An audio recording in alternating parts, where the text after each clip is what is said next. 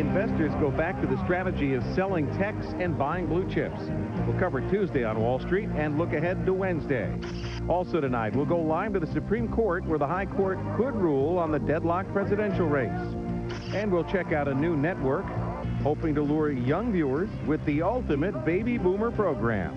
We are two wild and crazy guys. I'm Ted David, and The Edge is next. Closed captioning brought to you by USSearch.com. For pre-employment screening, visit USSearch.com.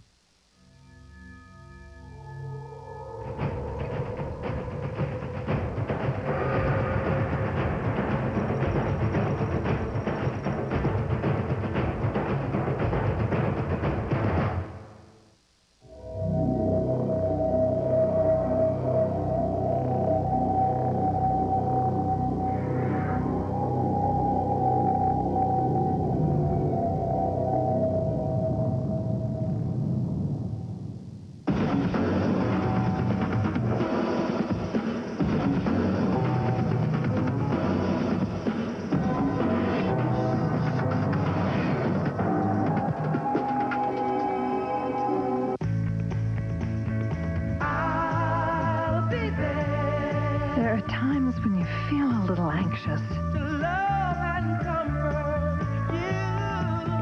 You're a little afraid. And you want someone right by your side.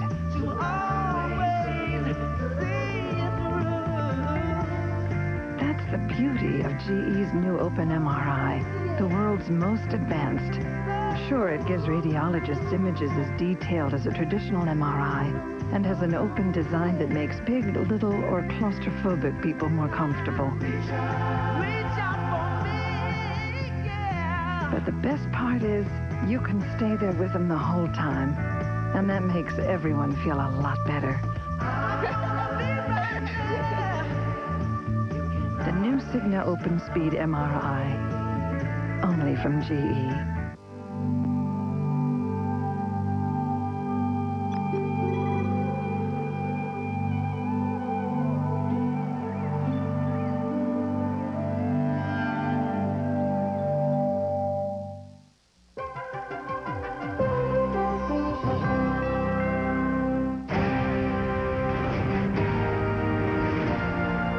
Live from CNBC World Headquarters, The Edge with Ted David. Good evening. It is Tuesday, December 12th, and leading The Edge tonight, Compaq is warning of lower earnings. Company announcing after the bell that it will miss fourth quarter estimates.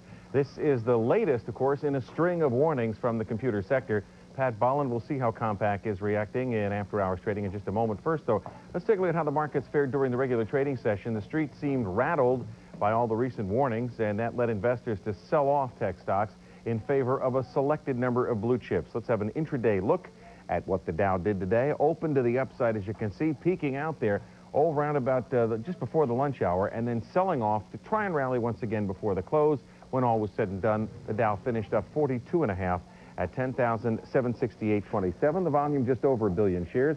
As for the S&P 500, it was down 9 today, 1371.18 for a pullback of about 2/3%. Here's the NASDAQ finishing today's trading down 83 points, or 2 3/4%, 2931.77 on 1.9 billion shares. And the Treasury market higher on both the 10-year and the 30-year fronts, with the yield at 535 and 553, respectively. The yield curve, as you can see, beginning to steepen once more. Now let's get a look at the market day that was while the world was waiting for a Supreme Court decision. What was Wall Street doing? Jennifer Lewis Hall has a look. Jennifer? Hello, Ted. Well, as you said, it was a mixed day on Wall Street, but still one that impressed some analysts to see the bulls trying to finally claw their way back after months of volatility. Even though there was no decision on the battle for the White House by the closing bell, the Dow still plowed ahead, and blue chips moved higher despite a number of warnings about corporate profits coming from General Motors, Kodak, and Honeywell. General Motors, the world's largest automaker, was embraced by investors despite bad news. GM saying it would miss profit forecasts by about 50 cents a share, and the company says it's cutting its North American and European salaried workforce by 10% and phasing out its once popular Oldsmobile brand. Eastman Kodak was a mover to the upside as well. Despite news today, the company lowered its outlook for fourth quarter earnings, because of slowing consumer demand. But stock of aerospace giant Honeywell did take a hit after issuing its warning. Honeywell, which is being purchased by General Electric, the parent company of CNBC, saying its fourth quarter results would be lower than expected. Analyst Bob Bakui says some big companies are pairing earnings warnings with the sale of weak assets. Another thing that's very interesting we saw today were these kind of coupling of both earning warnings along with the selling of slower moving divisions by a lot of companies. We saw Alcan, we saw Honeywell, and most notably General Motors with the automobile division. And so that may be something that we're going to be looking at going forward with a lot of companies. And in the tech sector, some chip players dipped amid bad news from Advanced Micro Devices. Advanced Micro saying it now expects fourth quarter earnings to be in the range of 50 to 60 cents a share versus consensus estimates of 67 cents a share. Still, with many stocks holding up well despite negative announcements, Dave Powers says the market may be poised for a turnaround. I think a lot of the bad news has already been priced in, and whereas before people were talking about price for perfection, now we're priced for disaster. And when people look forward, they still expect that certain industry groups, especially technology, are still going to grow at a healthy rate next year. With the Dow moving higher, Procter & Gamble led the advance of blue chips on the upside, P&G reiterating its guidance for the second quarter and fiscal year 2001. That while J.P. Morgan added to yesterday's advance. Among sector movers, wireless stocks wrapping up a solid advance as the FCC begins a big sale of wireless licenses. So how did our sectors fare today? We had household products, what we call durables, higher with Colgate, the big mover there. Colgate, of course, reconfirming analyst estimates, and drug-based retailers also higher. CVS moving sharply there, but lower today, electric components and equipment. And we also had advanced industrial equipment, that sector on the downside. JDS Uniphase in that group, and so is SDL. And of course, those were sharp movers to the downside. Ted. Jennifer Lewis Hall, thanks very much. Plenty of stocks, of course, to watch in extended hours trade.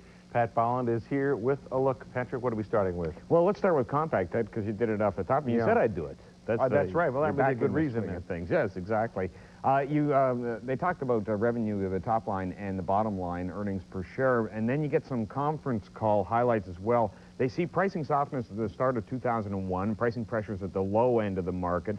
They do, however, say that their market pressure overall in their business model is well balanced, and indeed web servers they do see as the fastest growing market. Of course, that's also where the most margin is in that business, and so Compaq is kind of going sideways as that conference call goes forward. So interesting development there at Compaq. We'll see how it does by the end of the evening session. Take a look at Net2Phone. Comes in a loss of 25 cents, but that's actually 5 cents better than had been forecast. I mean, this is a company that just recently made their PC to phone system, I mean, they're into telephony, they made it free. So people were worried about the revenue number, but the revenue number of $30.8 million is substantially higher than the 13 and change they did last year. So Net2Phone rallying nicely on that news. Razorfish comes in, says that in the fourth quarter, $50 million worth of revenue. They're going to lose 17 to 22 cents. Analysts had been looking for a profit, a small one, of 2 cents, but Razorfish is dropping yet again. This used to be a big name stock, and indeed, Radisys coming in and saying the fourth quarter revenue is going to be light, 83 million versus the 91 expected, and that stock got creamed. They're only going to make 20 to 24 cents. Analysts had been looking for 41 cents. And last, hardly least, Bed Bath & Beyond is reporting earnings tomorrow. That's a 3-month chart on the stock. You can see how they're going into the Christmas season, not necessarily strong. Look for something in the order of 3 to 5% same-store sales as they make 14 cents, up 3 cents from what they did last year. So we'll see if they come in there. Always have to check the balance sheet at Bed Bath & Beyond. Yes, you do. And not that it's extended suspect. Hours, it's Pat Bolland. Okay. Bad puns, it is yours truly. All right, the nation's still in limbo while we await word from the Supreme Court in the case of Gore versus Bush. Although we don't yet know who the next president will be, we do know he will take office under a cloud. Rob Reynolds is at the Supreme Court with a look at that story. Rob, been there all day. What's the latest? Well, no news from here, Ted. The court still has not rendered a verdict in the case of Gore versus Bush, but you're absolutely right in what you said a moment ago. Whoever becomes the next president of the United States is going to most likely have quite a difficult time governing and getting things done if this angrily partisan atmosphere remains. Workers are busy building bandstands for the inaugural parade, but whoever is sworn in as president on January 20th, there will be many who will call him an imposter. Whoever wins for a few days will bask in some bipartisan glow with everyone saying we've got to get along and cooperate, but it will be a sham. I think that there's no chance for bipartisan peace. I think this is like a knife fight, and it's going to stay really ugly. If the winner is Governor George W. Bush, some Democrats will say he won with neither a majority of the popular vote nor a full accounting of the votes in Florida. If it's Vice President Al Gore, some Republicans will say he won through legal trickery and dubious recounts. Congressional leaders say it's still possible to patch up differences and get down to work. Will it be difficult in some respects? Yes. Will we have to restrain ourselves, one way or the other, depending who wins? Yes. But I'm still hoping that there will be an extraordinary Herculean effort to bring the country together. But with a 50-50 split in the Senate, an extremely narrow Republican edge in the House, and a mandateless president in the White House, paralysis seems inevitable. Gridlock is good for the markets and maybe the country up to a point. But when you get dysfunctional, I don't think it's good for anybody. And we could have a very badly weakened, almost crippled president for the next couple of years. Events could change the atmosphere in a hurry. A foreign crisis or threat to national security traditionally causes Americans to rally round their president. And economic hard times would also make bipartisan cooperation more likely. If the economy weakens, then the voters' tolerance for gridlock will go down and the pressure to do something about it will go up. So that could be a major variable that shifts over the next few months. Voters may start to demand that Washington end the bickering and agree on something to resolve the economic problems. But the political class in this town has shown little ability or inclination to work together over the last couple of years, and analysts say that's even less likely now. Ted?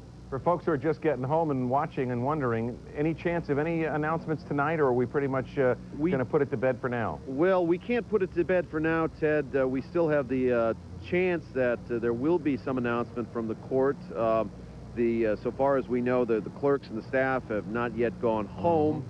Justices presumably are still evaluating, deliberating, perhaps writing briefs. Certainly, we have a number of people out here on the case, and as soon as we get the word, we're going to let you know. Rob, thanks very much. Thanks, Rob Ted. Reynolds at the Supreme Court. Up next year on The Edge, the NASDAQ under pressure yet again as we approach a new year. What are market internals telling us for next year? Technical analyst Mike Hurley has some answers live from San Francisco. Also in our nightly sleeper stock segment, the Wall Street Journal's Doug C says two companies involved in storage. And little-known cable network Burly Bear sinks its claws into a weekly audience of over 600,000 18 to 25-year-olds. Mike Hagedis tells us how here on The Edge on CNBC. Come on back. This CNBC program is sponsored in part by E-Trade. Notice the stylization typical of neoclassic columns. Each of the capitals contains... Is that real gold, Mr. Stern? Nearly 11 pounds of gold leaf. Next, please. E-Trade Bank doesn't have expensive branches, so our Money Market Plus account pays you a higher rate than many CDs without tying up your money. What more could you possibly want? Get 6.25% APY. Call 888-609-BANK.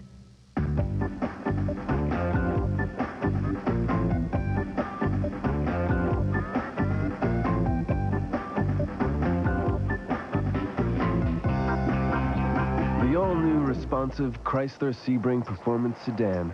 Proof that it's not the destination. It's the drive. Now, during the Chrysler Holiday Sale, lease the Sebring LX Sedan for $259 a month.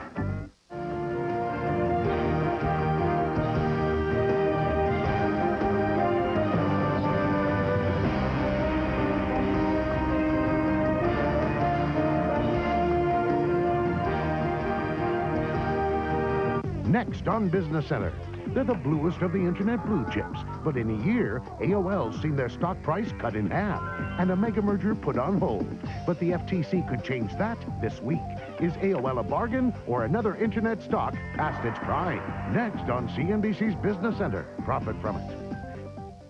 My internet service is fast. Yeah, when I throw my computer off the roof. AT&T WorldNet service has the fastest log-on time and the highest speed connection. My online service is so pricey, I made it sign a prenup. AT&T WorldNet service is only $4.95 a month. No joke. My internet service reminds me of my husband.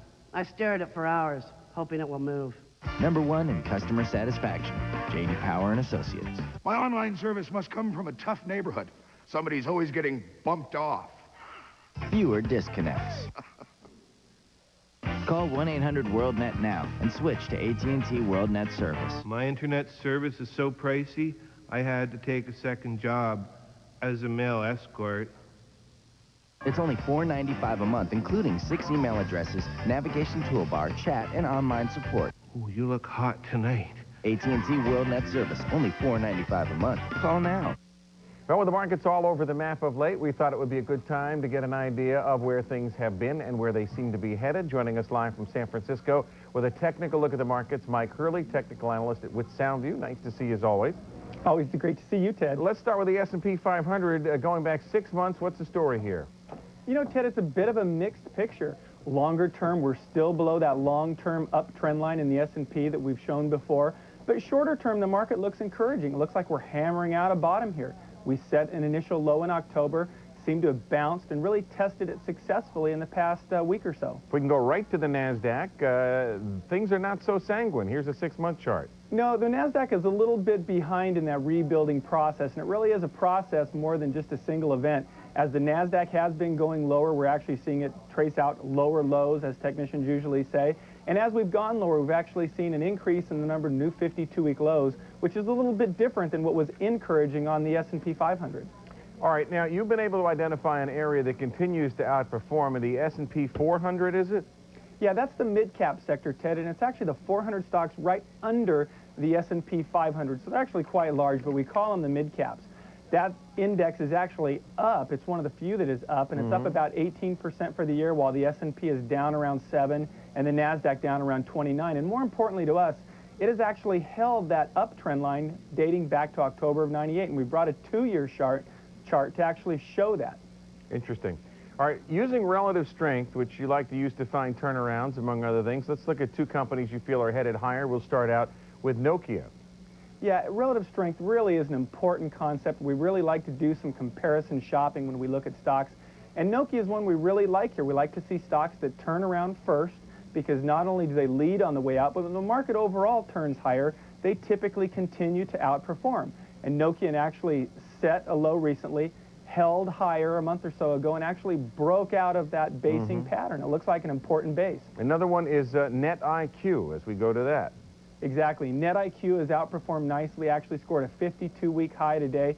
So again, as the market has been in a little bit dicey shape, here's a stock making a new 52-week high that money is very obviously flowing into in a meaningful way. Do you worry that a stock like this is overbought at this point? It really is, but I really am commenting for the longer-term investor, and really, you might want to pick a different spot to get in, but it is encouraging to see these breakouts. From overbought to oversold, perhaps, so let's take a look at Sun Microsystems on the downside here. Yeah, Sun has had a rough couple of days, Ted, as you know, and it's one of those stocks that is really leading the NASDAQ lower, providing a bit of a drag. Stock continues to break support and really break it with some meaning or some enthusiasm and break it meaningful. So that's one that I still think has a little bit of risk in the charts here. And another one would be Gadzooks. Yeah, Gadzooks is a great example of why not to buy that falling sword. It's very tempting to buy a stock once it has a little trouble, meaning down, say, 30% overnight or 50% in a week. And that's exactly what happened to Gadzooks in June. Came down hard on some heavy volume and really looked tempting in that $15 area. But as you can see, the stock has continued to see distribution. Don't jump continued to be heavy. Don't jump in and call it a value, huh? Exactly. Just because it's cheap, you know, you might not want to buy it. Good to have you, Mike. Thanks. Always a pleasure, Ted. Mike Hurley is technical analyst at Soundview in San Francisco tonight. Time now for some more sleeper stocks that Wall Street Journal veteran Doug Cease hears may have some room to move higher in the near future. Doug joins us from Vero Beach, Florida tonight with 2 companies that specialize in storage. Good to see you again, sir, with the rolling surf behind you. Yeah, it makes a nice sound, doesn't it? Yes, it does, and it's nice to look at, too. Doug, let's start with Iron Mountain. What's this company all about? Well, Iron Mountain is the 800-pound gorilla of the document storage industry. As you well know, despite computers supposedly going to get rid of all the paperwork, they've actually generated more. And Iron Mountain stores documents for governments and companies. It even has the patent for Eli Whitney's cotton gin in its storage vault somewhere. Wow. It's a great business because people pay you to store stuff. They pay you if you want to see it again. They pay you again if they want to get it back from you. And finally, they pay you to destroy it. So it just keeps coming and coming and coming. All right. Now, what's the story here? I mean, what's next for this company? Well, the growth story here is twofold. This company has been a very aggressive acquisitor in this whole area. In fact, earlier this year, it bought Pierce Lehigh. It's basically its arch rival. They were the two 400-pound gorillas of the business before this. And the industry remains fragmented, so there are plenty of other companies still to be bought up. But it also is getting into new areas like electronic document storage and retrieval, and it's pushing document destruction. If you have some trade secrets, you don't want to just turn them over to the garbage guy. Too many people run through the garbage cans and can find them, so you want to be sure they really do get destroyed. Now, the company has lots of acquisitions still to make, but it also benefits from having a very strong national name brand. Right. Third quarter revenues were up 87% and profits nearly double. All right, the other company has nothing to do with Mickey, but it's Mini, it's Mobile Mini, which you say doesn't store stuff. No, that's right. Mobile Mini is a completely different kind of business. It lets you store the stuff. It just provides the mobile miniature warehouses that you can store it in. They're actually just refurbished ocean shipping containers that it brings to your site. You can put in it anything you want to. Some of the big customers include, for instance, Kmart, Walmart, Frito-Lay. It's been a very good business. What's the growth story in the outlook? Well, the company shifted its focus in the last couple of years from selling these containers to leasing them, which turns out to be considerably more profitable. And like document storage, this is a very fragmented business with lots of room to grow. Mobile Mini runs about 53,000 containers right now at 29 branches around the country, and is committed to entering at least 6 and maybe as many as 12 new markets in the coming year. So third quarter revenues were up 31% and profits rose about 16%. Should be a strong business going forward. Doug, now, you know, when I was down at your house, I know there's a body of water in your backyard. That's not rolling a surf like that in your backyard, is it? That's the Atlantic Ocean tonight. Oh, you're up down on A1A, are you? On the beach. Right A1A. on the beach. All right. Doug, talk to you tomorrow. Thanks. Okay, thanks, Dad. Doug Cease of the Wall Street Journal, live in Vero Beach, Florida. If that'd been his backyard, he'd be in serious trouble. Still to come here on The Edge, how does a new cable network grab the college crowd worth billions in ad dollars? Mike Hegedus says Burley Bears programming strategy next. Matthews, Rivera, Williams, continuing coverage of the extraordinary fight for the presidency, weeknights on CNBC. NASDAQ Level 2. It's the power tool of the individual trader, allowing you to look inside the market, see who the major players are, and trade with greater insight. Learn more about NASDAQ Level 2 and how it can give you the edge with a free Introduction to NASDAQ Level 2 course. This interactive course discusses the advantages of Level 2 data. Learn how to read and understand Level 2 screens and how to trade using Level 2 as your guide. Find out how to determine the intentions of a particular market maker or ECN and how they affect the price of a stock. This free course will provide you with the information you need to get started trading with NASDAQ Level 2. Receive the Introduction to NASDAQ Level 2 course absolutely free.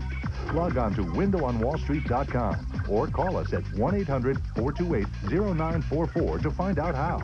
Call today and take your trading to the next level.